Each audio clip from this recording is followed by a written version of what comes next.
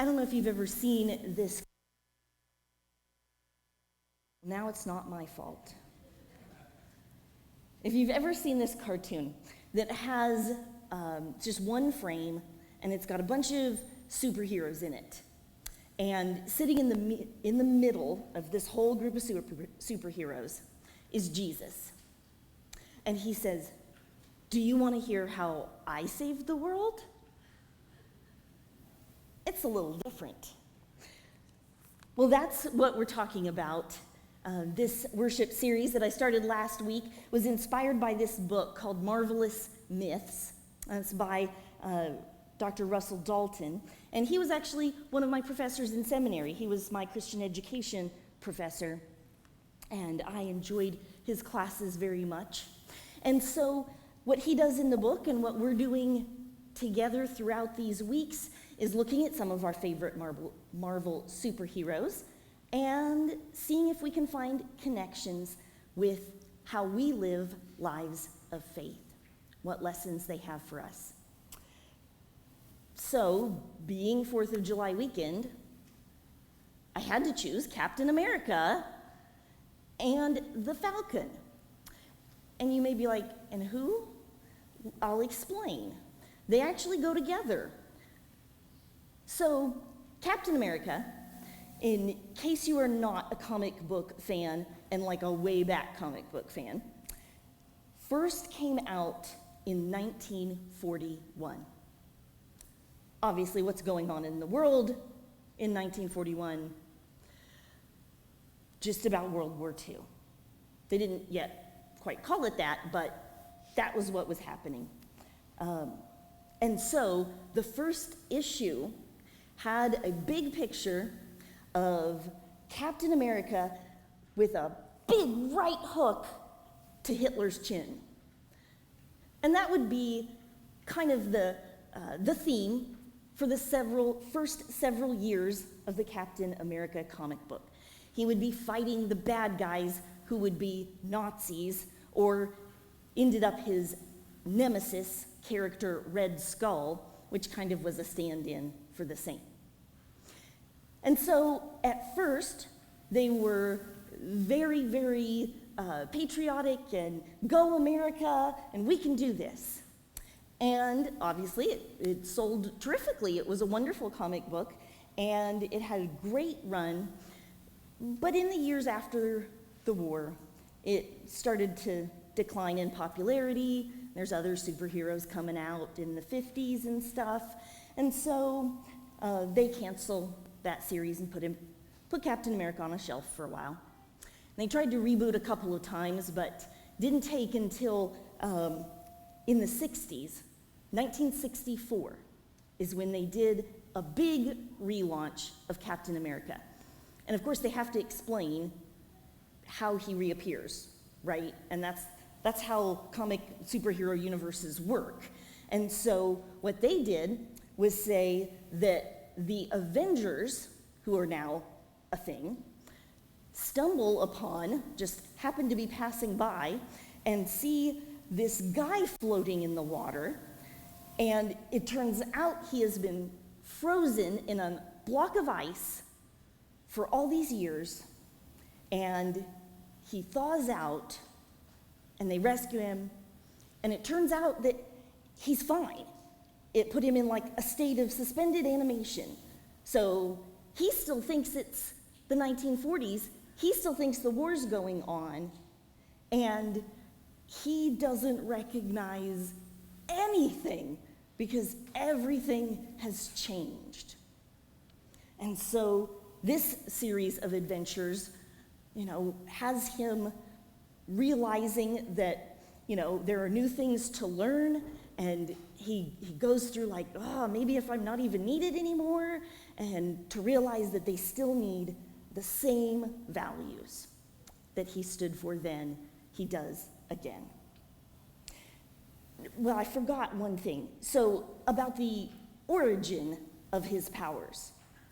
It's an interesting story where Steve Rogers is a scrawny little guy, young man, who wants to sign up for military service.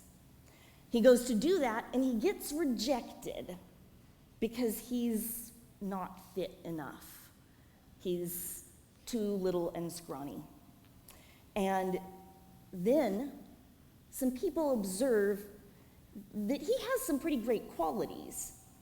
He's pretty brave, and he finds out about this top secret super soldier project.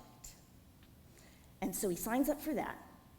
And scientists inject him with the super soldier serum, and he instantly becomes, a foot taller and big, giant, strong guy, and it's like the perfect soldier. And the plan had been for them to make a whole battalion of these super soldiers. Right after Steve Rogers emerges in this new form, a Nazi spy is there in the room with them and shoots and kills the scientist who knows the formula. The only one, because apparently nobody ever writes anything down. And so he turns out to be the only one, and they give him a suit and call him Captain America and the big shield, and off he goes. His superpowers are they're a lot less dramatic than many of the other Marvel heroes. No spidey sense, no stickiness, climbing walls. He has kind of super strength, but it's not entirely inhuman. It's just like, slightly superhuman. I don't know if that makes sense. But he has some enhanced abilities, but he doesn't have anything that normal humans don't have. None of the X-ray vision or laser beams or stuff like that. It turns out really his superpower is his character, is that he is courageous and he lives by integrity and he leads, people want to follow, and he is a really good leader. So the comic books take an interesting turn. In the late 60s, early 70s, don't know if you remember or have read in a history book, that those were some pretty drastic times. There was a lot of change going on. A lot of unrest and uncertainty and social change was happening. And the Marvel comics reflected what was going on in the world, which I think is kind of cool, because then we can follow along with and have some dialogue around that. And although, Captain America has this great long career that, it's been a little off and on, the comics have, but they've continued up until 2007. I just can't move, apparently.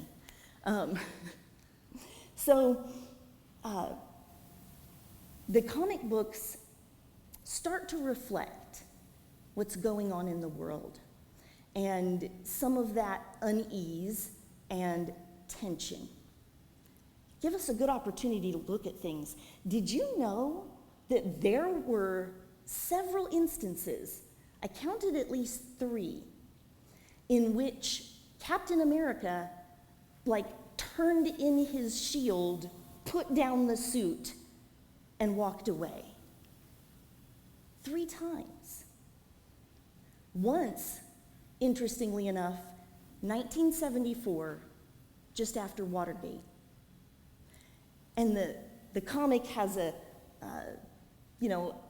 plot line that could loosely be similar and remind the readers of the scandal. And Captain America leaves that event, although having got things are still, he's very disheartened. And he leaves wondering if even the president could be corrupt, What do I stand for? And it causes him to really struggle with that and turn in the outfit. For a while, he then fights as nomad, a man without a country.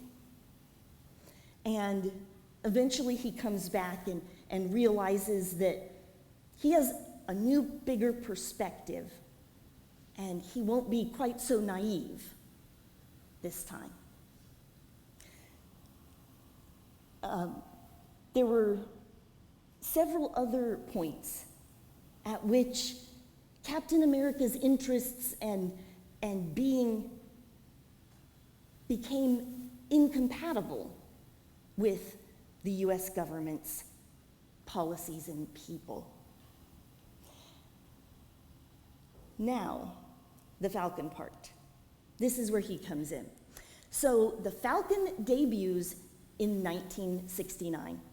And at first, so he is Sam Wilson, is the regular guy's name, and he's an African American, and he lives in Harlem, and he has this trained falcon that he's used to stop crime and do good things. By the end of the comic book, he becomes the Falcon, and he has a flying. In his flying suit, he becomes partners with Captain America, and they go save the day. They even change the name of the comic series. The comic book becomes Captain America and the Falcon for 7.5 years. One of the things that changes and gets more complicated in this relationship between Captain America and his country really comes to the front in an incident with the Falcon. They race riot, which again was happening at that time, and they go in and infiltrate and find out it was a white supremacist in disguise as his nemesis, Red Skull, comes back, and they solve the situation and everything's fine. As they're walking away from that, Steve, Captain America, says to Sam, Falcon, well, I think we're going to need to keep an eye on the African Americans in that community. And Sam says, I don't like the way you said that. And they end up having an argument, a disagreement about race relations and stuff. So they show that they do end up reconciling, becoming friends again, but the Falcon ultimately goes off on his own, and he decides to concentrate on keeping Harlem safe. In one of those episodes, Stan Lee, when he started writing, he said one of his best lines that he ever wrote. He said in the February 1970 issue, Captain America is walking away from some rebels, and he says, I've spent a lifetime defending the flag and the law. Perhaps I should have battled less and questioned more. Stan Lee thinks that that's one of the best lines that he ever wrote. And I think it brings to the fore for us the balance between our allegiance to God and our allegiance to our country. People of faith have had to deal with this and sort this out forever.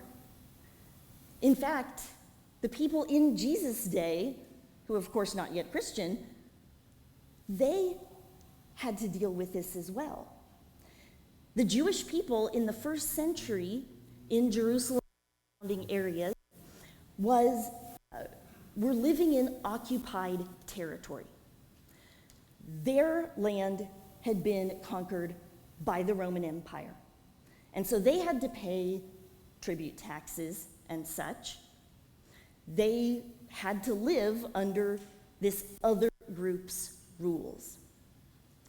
And so some Jews argued that paying the tribute tax would be like endorsing that oppression.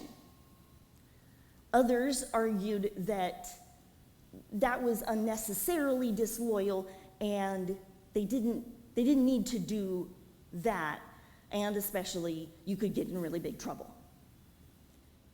And so, this being an ongoing issue, some of the people who were not fans of Jesus' work, the Pharisees and some other groups, tried to trick Jesus into taking sides because he hasn't come down on either one.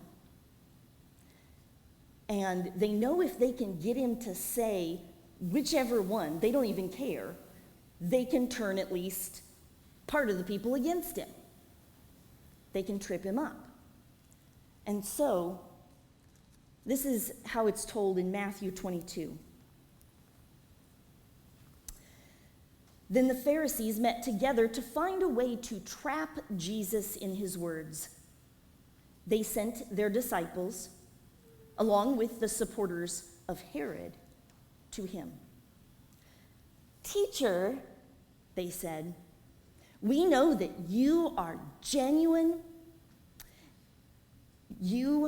and that you teach God's way as it really is. We know that you are not swayed by people's opinions because you don't show favoritism." That sounds like a lot of buttering up, doesn't it? "So tell us what you think. Does the law," and by law in this context, they mean the Jewish law, or what we now refer to as the first 5 books of the Bible, "does the law allow people to pay taxes to Caesar or not?" Knowing their evil motives, Jesus replied, "Why do you test me, you hypocrites?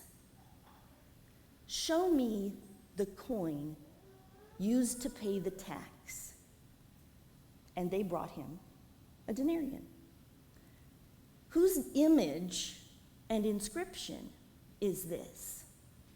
he asked. "Caesar's," they replied. "Give to Caesar what belongs to Caesar, and to God what belongs to God." When they heard this, they were astonished, and they departed. Let us hear what the Spirit is speaking to God's people.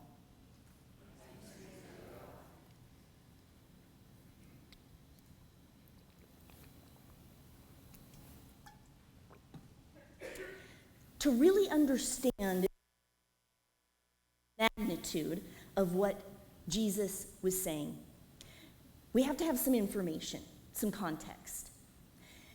And that is part of what I already explained, the Roman occupation, and why he asks specifically for this coin.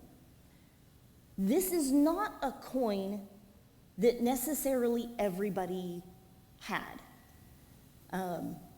It's often equated with about a day's wages.